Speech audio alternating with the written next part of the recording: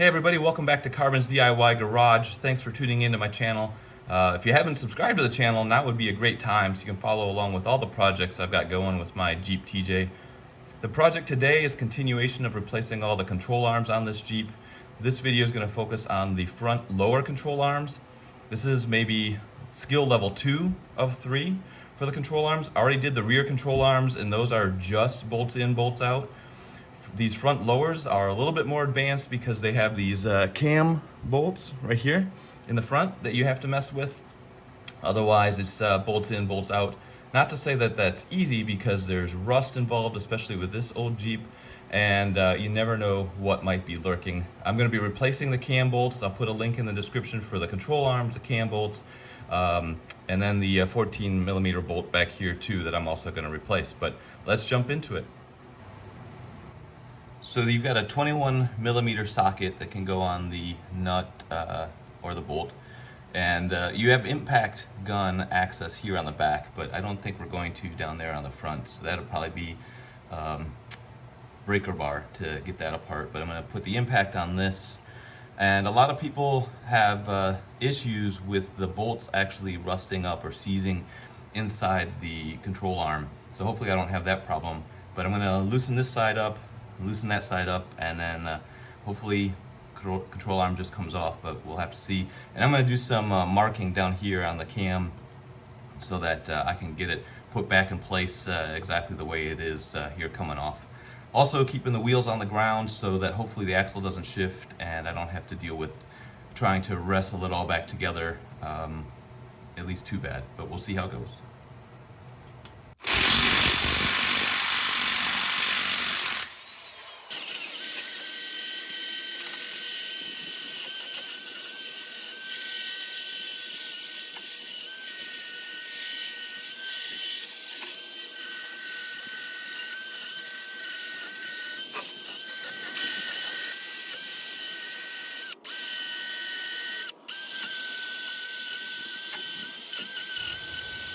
First off, I want to confess that I have been putting PB Blaster on all of these nuts and bolts for the last few days, so hopefully that's doing some help. So before I started removing the bolts, I took some of my favorite pink nail polish and marked the alignment of the cam on the old cam bolts, and so I can transfer the marking over to the cam on the new bolt and line it up to this same position, and that'll keep the positioning of the control arm the same because the geometry works out really well right now, and I don't want to mess that up.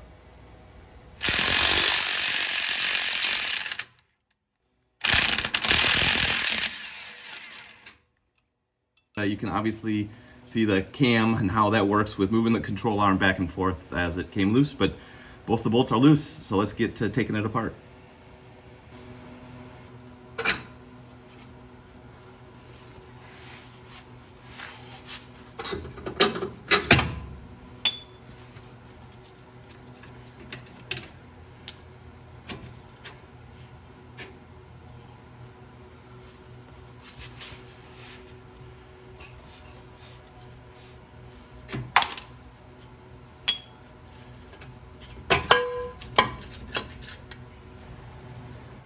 Comparison of the old versus new cam bolt, new bushings, old bushings, and really they don't look that terrible. Obviously they've got some age to them, but they're not totally destroyed.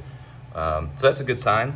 And then this is the old cam bolt, obviously rusted, but still working fine. Did I need to replace them after I've got it apart? I don't know, but these have 200,000 plus miles on them, so no harm in doing this job. A lot of the videos I've watched that talk about how to do this job talk about the slot for the cam bolt, but I think I've ever seen it in the video. So anyway, this is the bracket for the front of that lower control arm, and that's the slot that everybody's talking about.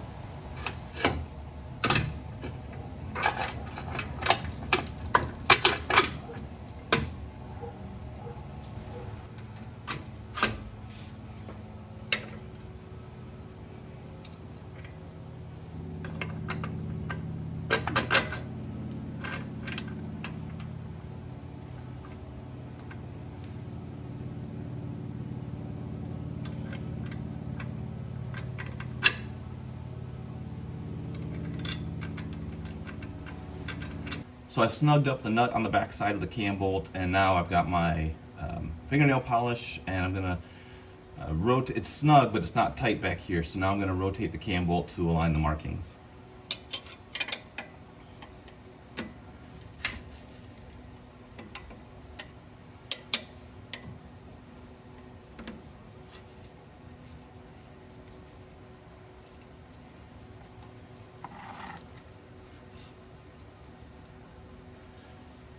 And there we go, now it's all lined up, and now I just need to go and torque it down. And the torque value on this front end of the front lower control arm is 85 foot-pounds. And the torque value in the back of this control arm is 130 foot-pounds. So only 85 here up front.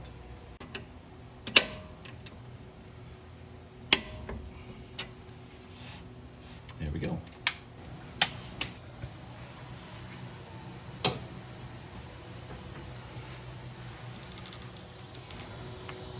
Just to talk about bolts real quick, the old cam bolt uses a 13/16 inch socket, at least mine did, and the new cam bolts that I bought also use 13/16. The old rear bolt uses 21 millimeter socket or wrench to get off. The new 14 millimeter bolts that I bought use 7/8 inch socket to get off. So if you use the same hardware I did, just realize you're going to need 13/16, 21 millimeter, and 7/8 inch.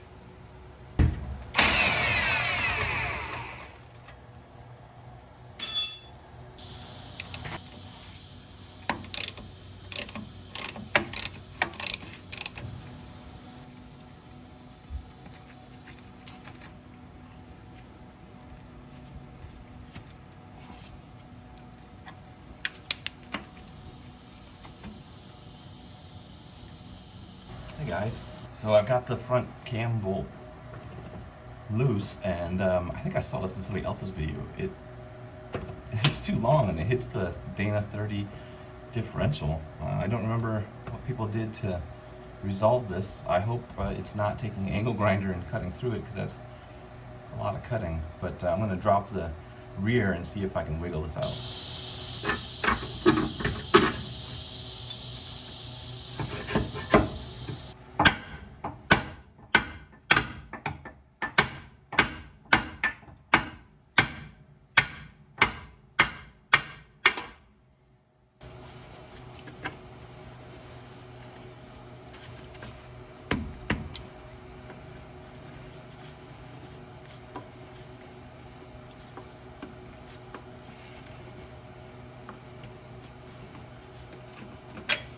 Whew.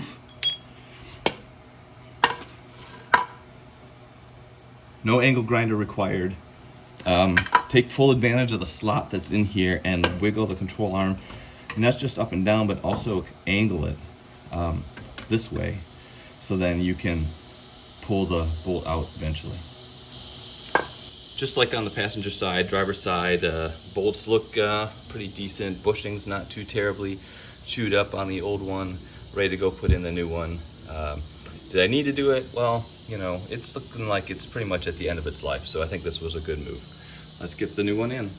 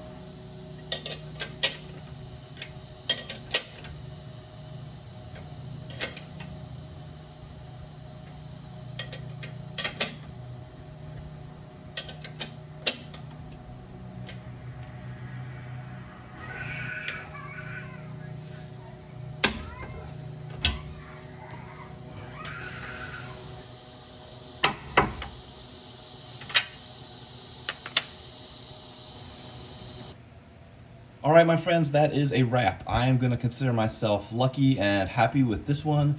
No broken bolts, no angle grinder. The only real challenge was getting that cam bolt free from the differential, where you just gotta wiggle it a little bit. Should write a song.